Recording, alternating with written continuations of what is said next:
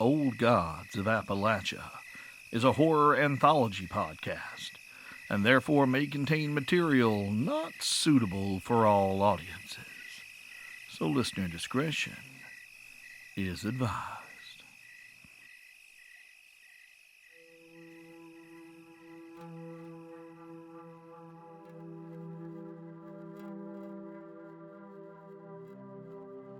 Every town has a lover's lane.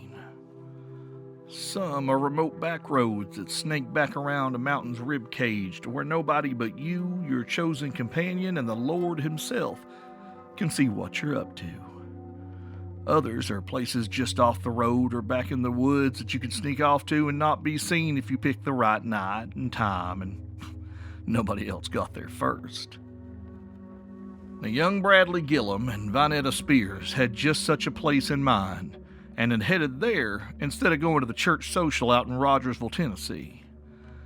They had instead snuck out toward Caney Creek to do a little of the devil's business in an old abandoned house that everybody of a certain hormonally driven age was aware of. As is the case with many old abandoned houses, there was a ghost story attached. It was said that if you went when the moon is full or new or half full or on the third Thursday of the month, the story changed depending on who was doing the telling. But if you timed it right, you could see a grisly murder replaying itself over and over right there on the front porch as the ghost of a betrayed husband butchered his wife's secret lover with a long hunting knife and took his time doing it. Mikey Noonchester said he's seen it on a clear summer night. Said it was a long and gruesome affair, but you took what the Noonchester boys said with a big old grain of salt, but still, the story spread.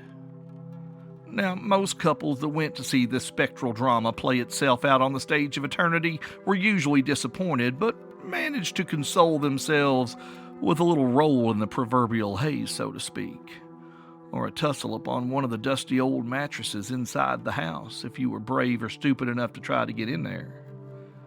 Well, Bradley Gillum had been that brave, and that stupid, leaving Vinetta to wait outside while he made sure they had the place to themselves. He'd pried boards from the front window and crept on in there, wherein he immediately found that the house was not as abandoned as the story said it was. However, it was just as haunted. Vinetta Spears would later tell the police that she had heard Bradley start screaming and somebody else start laughing, and she'd run until she found a house with a porch light on and a door to knock on. Now, I wish I could tell you, family, that Bradley Gillum was never seen again. But he was. Once. 2 nights after Vinetta related her story to the local authorities, a young man very much resembling young Bradley walked into a church bingo game, calm as you please, and just straight up started stabbing people. Witnesses say he was cackling and laughing the whole time as he wielded a long, long hunting knife like the angel of death himself. He'd managed to mortally wound 3 older folks and maim 4 others, and by the time anybody understood what was happening, Bradley had bolted, blood-smeared and belly-laughing, into the woods. The police searched the house out on Caney Creek. Found neither hide nor hair of Bradley Gillum in any of the rooms or on the grounds. They boarded the place back up and moved on. Now, they didn't have any reason to check the cellars. There was no evidence that anyone had even touched the padlocked door from the outside. And there was no entrance to the small dank room from inside the house. None that they could find. The room was there, though. And inside it was a long wooden table where rested the remains of Bradley Gillum, naked and bloody, every inch of his skin removed. If they'd bothered going out back of the house and going way out to the property line, right down by the edge of the creek itself, well, they would have found the rest of old Bradley hung up to dry on a clothesline like Papa's overalls. They also might have found old Skint Tom waiting for him there in the dark like he was, bloody and skinless and naked himself. bone tired after a good hard run at being somebody else for a day or two, but always ready for a good time. Tom was right proud at how much he'd gotten done. Now, he would have liked to have had the girl, too. Oh, he enjoyed going home as a girl from time to time. He'd managed to butcher whole extended families that way before. They never saw it coming, and he'd have a whole gosh darn new wardrobe for a week or more. As Tom was admiring his handiwork and lamenting that he'd soon have to burn the skin of Bradley Gillum before it started stinking, something moved in the trees behind him. Tom's hackles went up. It was the deepest part of the night, and nothing told him anything living that he needed to worry about was nearby. Who in the world would be creeping around in the woods interfering with his private time of reflection and relaxation? He heard the sound of a man. A big man, from the sound of it, coming through the trees, not making the least bit of effort to be quiet. Tom tried to suss out which direction his new plaything might be coming. Big or small, Tom was stronger and faster than any living man. So if he got to be a big boy for a day or two, well, hot damn, this might be the best week in a long time. The sounds were confusing him, though. They seemed to be coming from all around him, and before old Skint Tom could get his bearings, someone cleared their throat behind him, and a rich baritone filled the clearing. Thomas, son of Patrick who fell into shadow, grandson to Doris, who tried, and servant of those who sleep beneath. I'm afraid we must speak. Skint Tom turned to find a man seemingly the size of a barn door staring down at him. He started to brandish his knife or to change his shape or to do something that might, well, if you'll pardon the expression, save his skin. But then he met the man's eyes and the world fell away. Skint Tom let his trusty hunting knife drop to the ground as he realized there was nowhere he could run and nothing he could do to escape this man. Tom swallowed hard. Well, shit.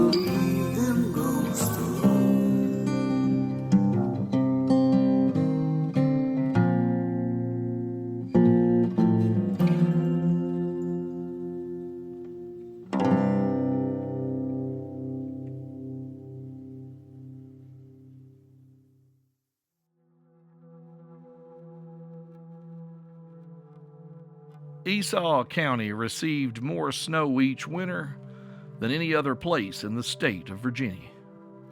More than 4 feet on average, and in 1928 the cold mornings persisted well past Easter. There were crocuses and daffodils poking up through an inch or so of the sparkling white snow as Delia Hubbard stepped from the cozy old farmhouse nestled into the heart of Boggs Holler and headed across the yard to gather eggs. She'd had enough in the pantry this morning to fix breakfast for herself and her cousin Indiana Boggs, but that had been the last of them. So now it was time to disturb the ladies of the hen house once again. Her cousin looked after most of their animals, but he left this chore to Delia. Indy didn't like chickens. He said they were mean, liked to peck the skin off your hands, although none of Mamaw Boggs' chickens had ever pecked Delia. Today she found the Boggs Holler chickens as sedate as ever, and had no trouble reaching gently into their nest to retrieve the current bounty of fresh eggs. Most of these she would keep for herself, either for eating or for use in her workings, but she would set a few aside to send over the ridge with Indy for Miss Olinger, whose failing eyesight and increasing arthritis prevented her from keeping her own chickens anymore. It was high time Miss Olinger sold her house or passed it on to one of the youngins and moved in with one of the older Olinger siblings. Delia had told her as much. But Betty Olinger was as stubborn as a mule insofar as she wouldn't budge. One day soon she wasn't going to have a choice about it no more. And Delia hated to see that day come, but she didn't see any way around it. There was only so much she could do, and her handiwork could not stop the hands of the clock for the folks she looked after. Since she had eggs to send over anyway, Delia decided she might as well go ahead and mix up another batch of the ointment she made to ease the pains in Miss Olinger's gnarled hands. So she looped the egg basket over her arm, latched up the door to the hen house, and turned toward the little shed where she hung up her herbs for drying. To her surprise, she found a strange man had come into the yard in the short time she'd spent with the hens. He was sitting on a simple wooden bench under the old apple tree with his legs crossed at the ankles and his fingers laced together in his lap. Seated or not, she could see he was immensely tall. Quite possibly the tallest man she'd ever met, and just about as broad, with smooth brown skin and a thick, well-maintained beard. He looked to be about her father's age if her daddy had lived to see her grow up. Delia might have felt afraid finding an unknown man on her property unannounced if she were anyone else or anywhere else. But the wards set around Boggs Holler would not admit anyone who meant her or her family harm. Of that she had no doubt. Beside that, this stranger offered her no threat. He sat quietly, calm and relaxed on the bench. He exuded a sense of peace. That's the best way she could explain it.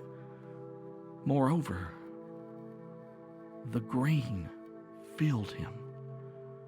He was of the green, more surely than anyone Delia had ever encountered. She wasn't quite sure how she knew that, but she felt it in her bones to be true. Morning, stranger. Greetings, young one. I came to speak with Glory Ann, daughter of Jean, granddaughter of Esther, Spine of the Mountain. But I see now, she's passed on. You must be her granddaughter? Yes, sir. Delia Hubbard. Pleased to meet you. Is there something I can help you with? The big man smiled, and it was like the sun breaking through a stormy sky. Delia Hubbard, daughter of Mercy and granddaughter of Glory Ann and Whalen, Hope of Boggs Holler. I believe you'll do just fine.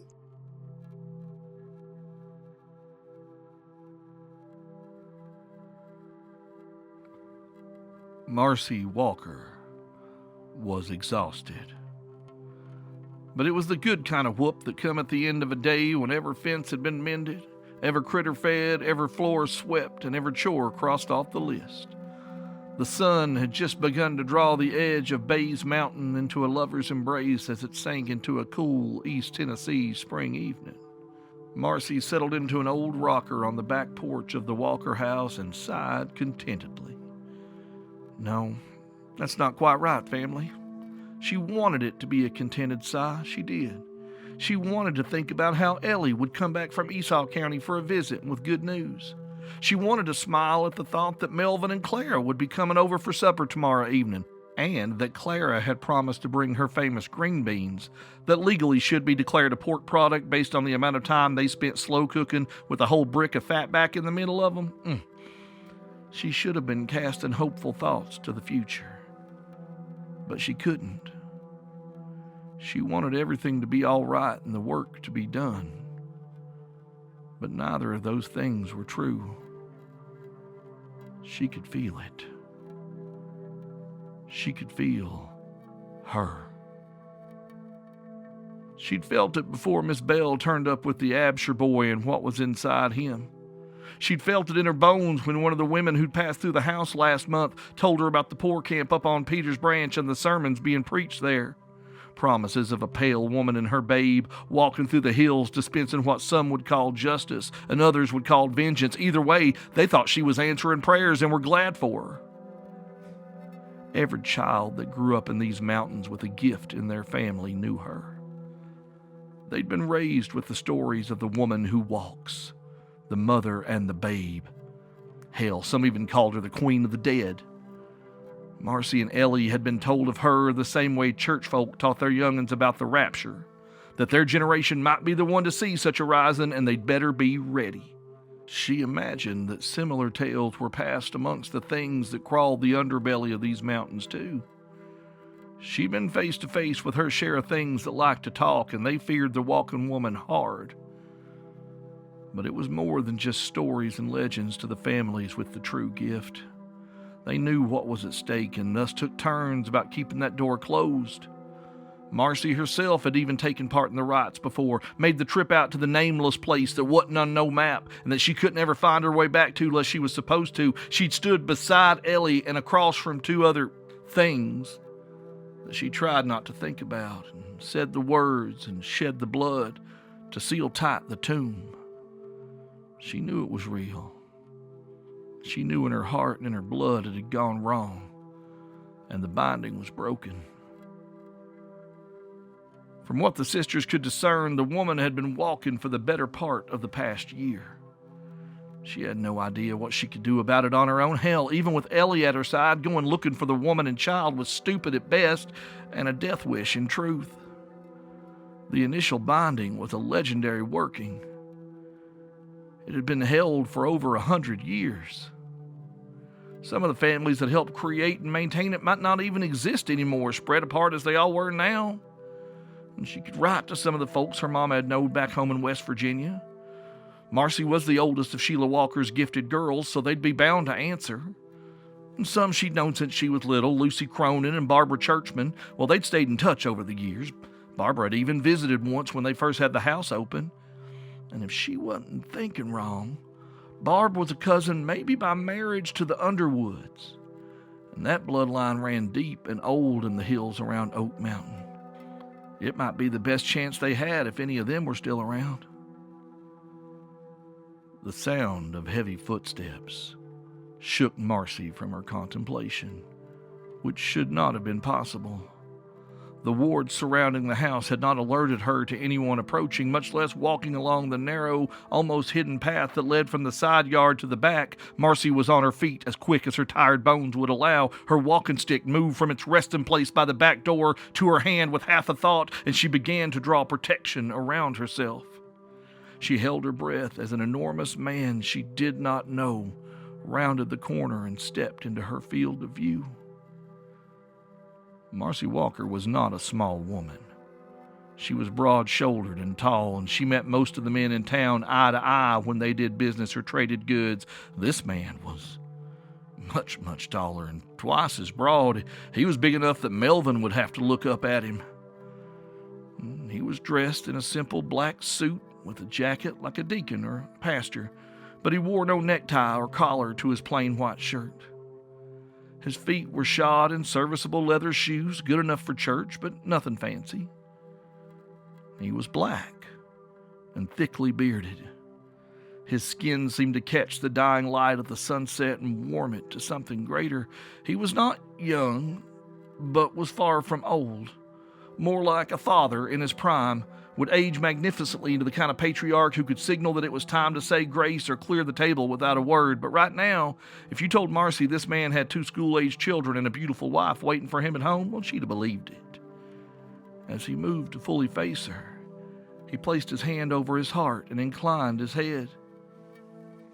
You have a lovely home, Marcia Lynn, daughter of Sheila, granddaughter of Patrice, most blessed of your line still living. The man's voice washed over her like the water of a sun-warmed lake, and the formal cadence of how he named her made her a little light-headed. Marcy did not lower her guard and kept her staff raised. Who was this man? How on earth did he get past her wards? You can relax, Miss Walker. I am an old friend of your family. But Marcy did not relax. She shook her head clear and really looked at the man, tried to place him as anyone Mama might have known. She squinted as she scrutinized his handsome face and took in his overall size and presence. And then she opened her senses to see what the green would let her see. And it was like trying to stare into the sun. Her whole body was filled with the light and heat of a summer's day at the swimming hole when she was barely 5. The joy of jumping off the rocks at Crane's Nest with Ellie when she was 13. The heart-pounding surge of the first time she kissed Suzanne Worsham after lessons at 16. And finally, the first time the green answered her call and filled her with purpose and strength by closing a binding around a thing that had been hurting her best friend's mama. Her eyes filled with tears of wonder. You're... Miss Walker, we don't have time for all that. We have to talk about her. Marcy at long last let her staff drop all the way to the ground as she took a deep, shuddering breath, wiped her eyes, and nodded.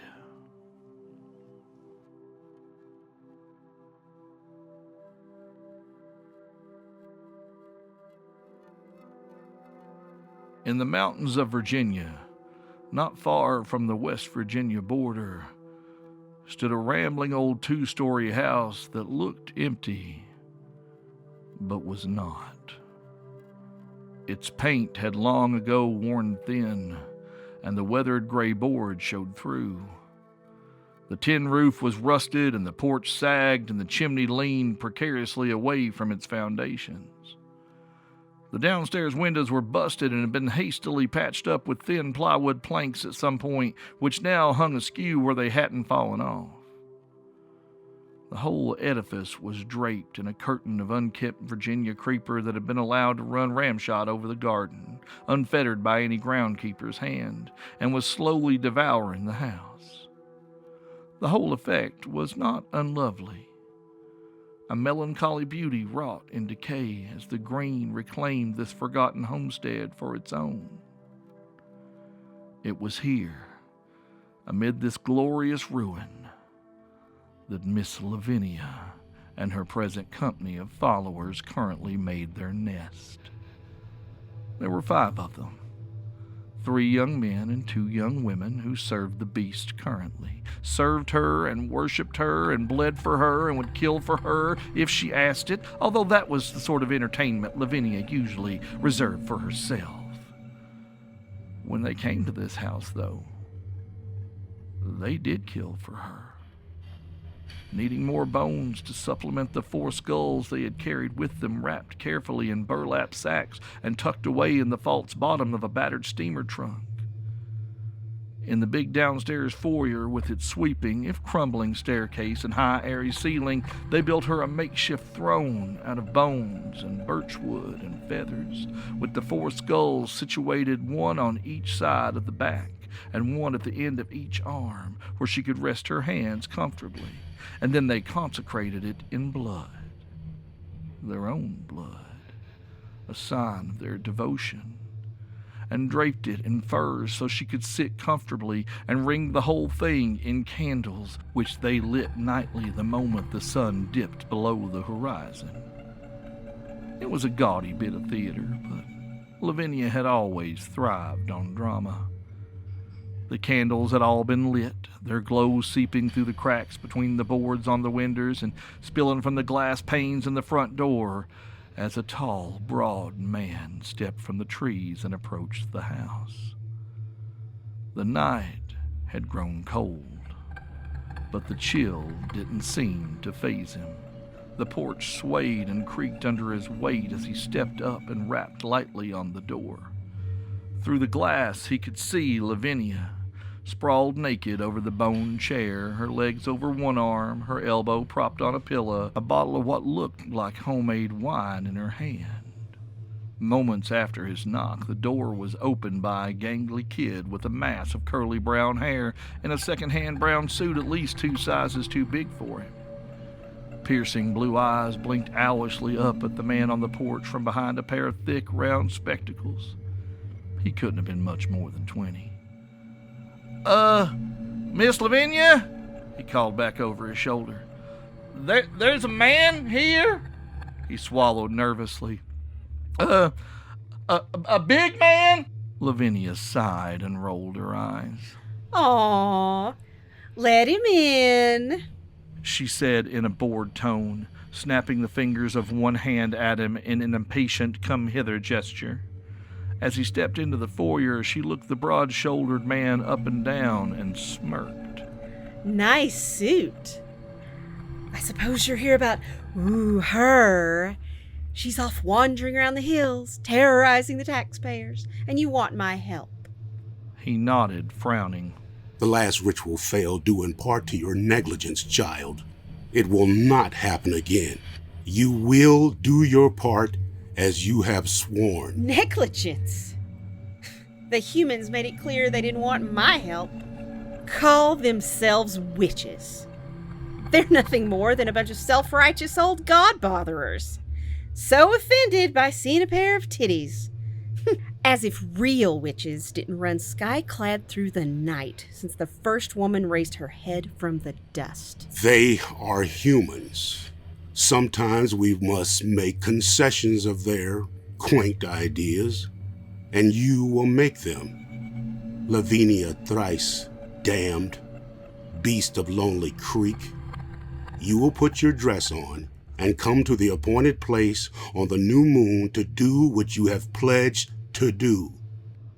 Lavinia glared at him obstinately for a good minute, but his face was impassive, resolute. Finally, she sighed. Fine. Fine, you fuzzy-faced old nag. But you'd best remind those old biddies who they're dealing with. If they don't mind their manners, I may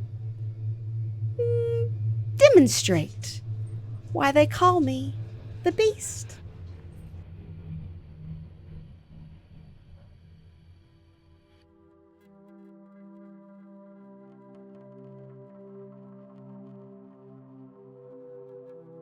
Between this world and the next, there are nooks and crannies, folds and pockets, places where myths and legends, monsters and gods go when they are no longer needed or not currently bent on shaping this world to their will.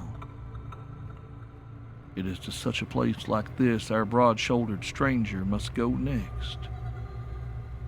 Through to the boundary and past Mingo Falls, where there is no road to follow, and after a while no stars to plot course by. In this darkness waits an ancient thing, a creature of the first people, whose name is not spoken for fear that she might hear it and come to see who calls. There are many hungry things loose in the world, family, things that want nothing more than to fill their bellies with the flesh of all they find solely on instinct. Very few of those act on malice or out of vengeance.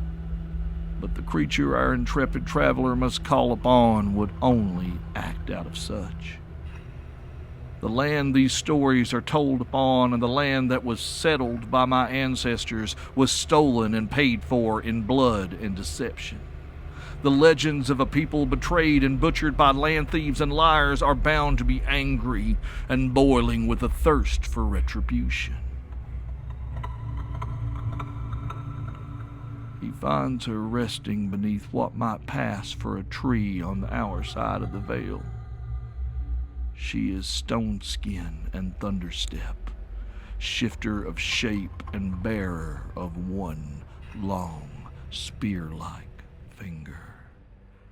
Once she's entrenched herself in your life, she cannot shift her shape while being seen, but being seen here is different. To our new friend's eyes, she is all at once the shadow of a mass grave one moment and the kindliest grandmother you'd ever meet the next. She is a river wrought with blood and also the person you would embrace first at the family reunion. She is brooding hate and purple bruise void. She is a people betrayed, and even those people feared and loathed her. She breathes. She waits. She looks up at his approach. It has been a long time, and though I loathe to disturb your rest, I find I must. The binding has broken, and she walks. We need one as feared as you to bring thunder and stone to put her down. Will you come?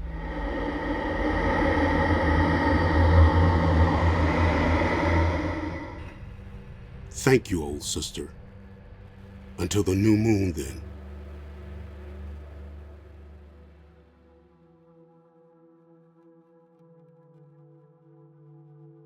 There are bloodlines in Appalachia that run back to the settling. There are lines that disappear in one place and reappear in another as coal boomed and busted its way through the early part of the century. Mostly men would go where the work was.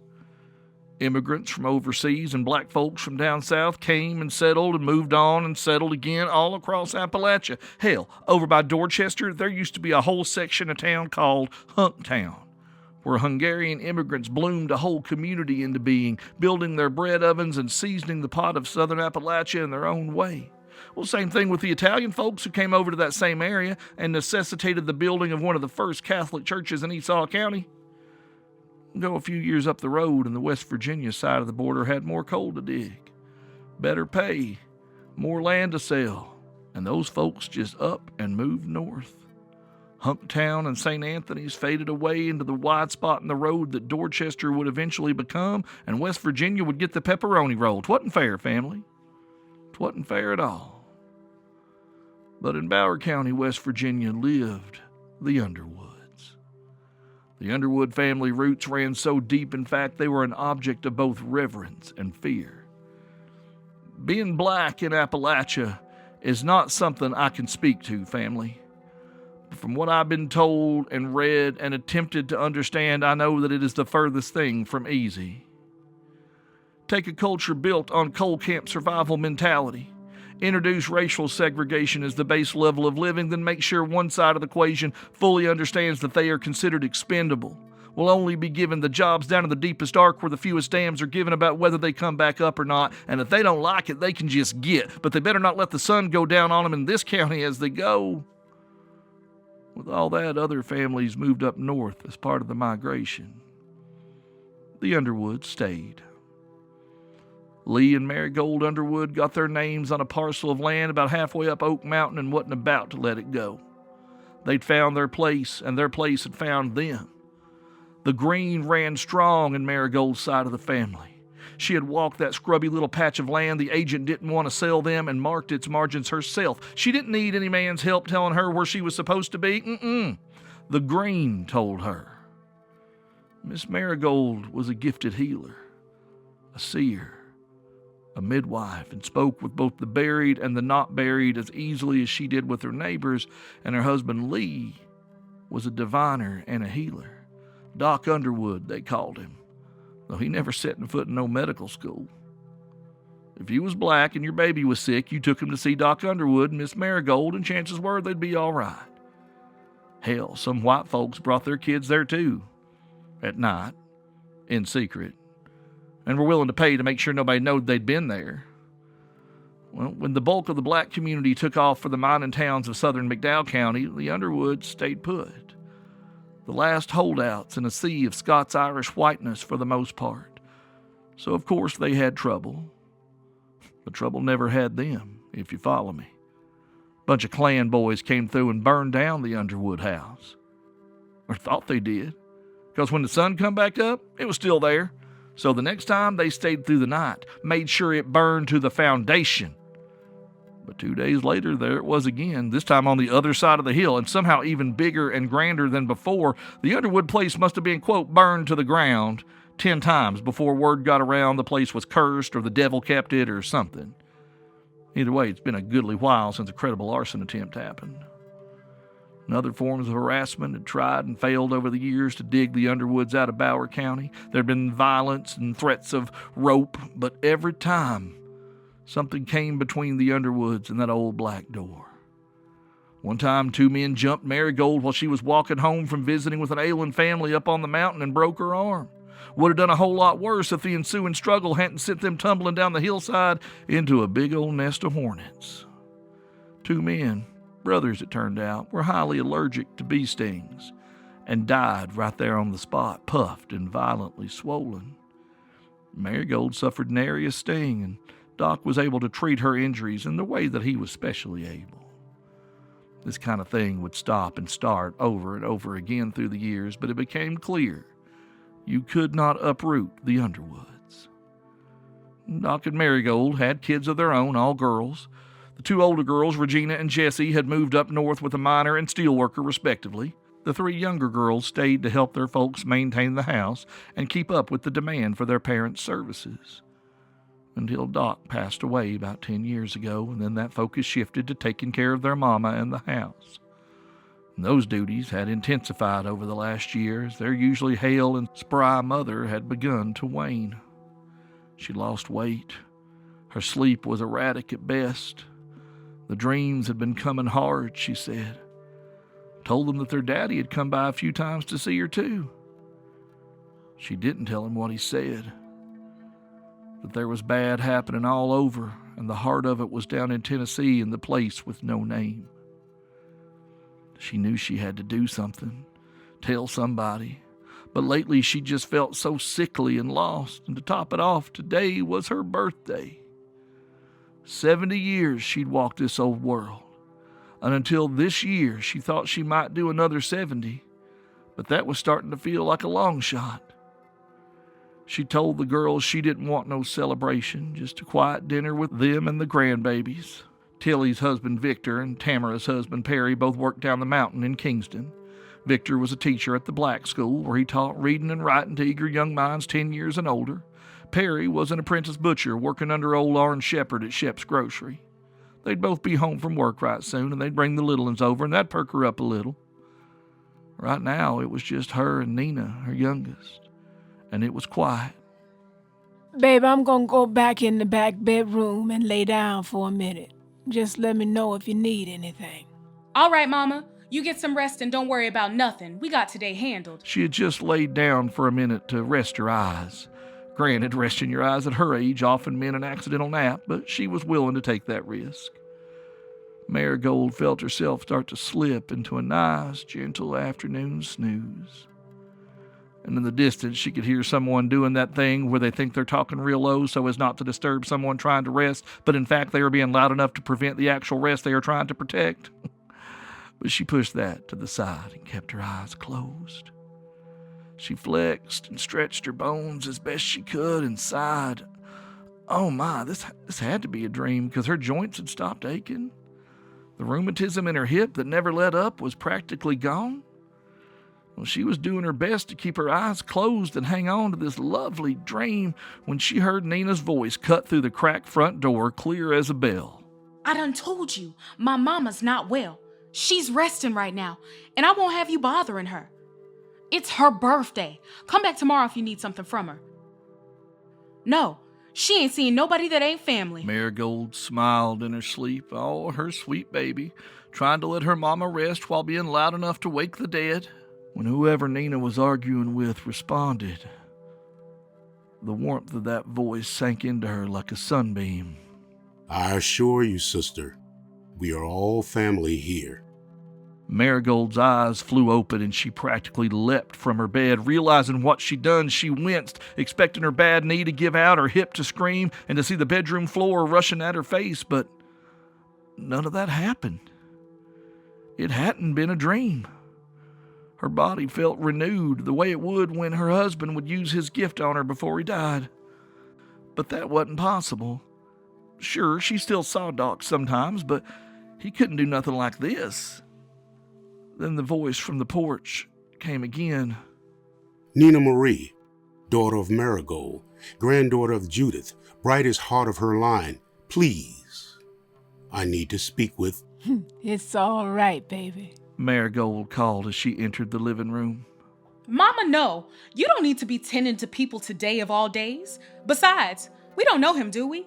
Is he some cousin I ain't met? Marigold Underwood opened the door to her home fully and smiled up at the man who needed to bend down a little to grace her threshold as his broad bearded face returned the smile tenfold. Marigold Jasmine, daughter of Judith, granddaughter of the one they named Titi after they stole her, and Fire of the Mountain. It is good to see you. Marigold closed her eyes for a moment and shivered as the power of the naming washed over her and laughed softly. The silly old bear still knew how to make a girl tingle. Well, hello, Brother Bartholomew. Won't you come in?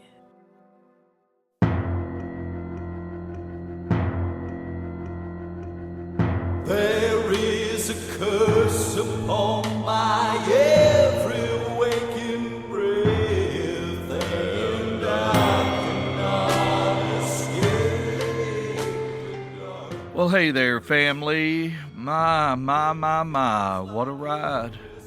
What a ride Season 2 has been, and we don't have much further to go, my friends. We have one more episode, and I think you know where we're headed. We've gathered the weavers and the wool and everything in between.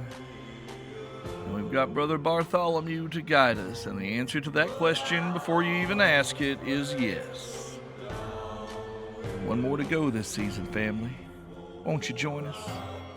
I think you will. Please, family, in these times as we wrap up this season, join us and complete your social media ritual. Head over to oldgodsofappalachia.com. Follow us on Twitter, Facebook, Instagram, all those pertinent places. Join us on the Discord server. Going to be lots to talk about real soon.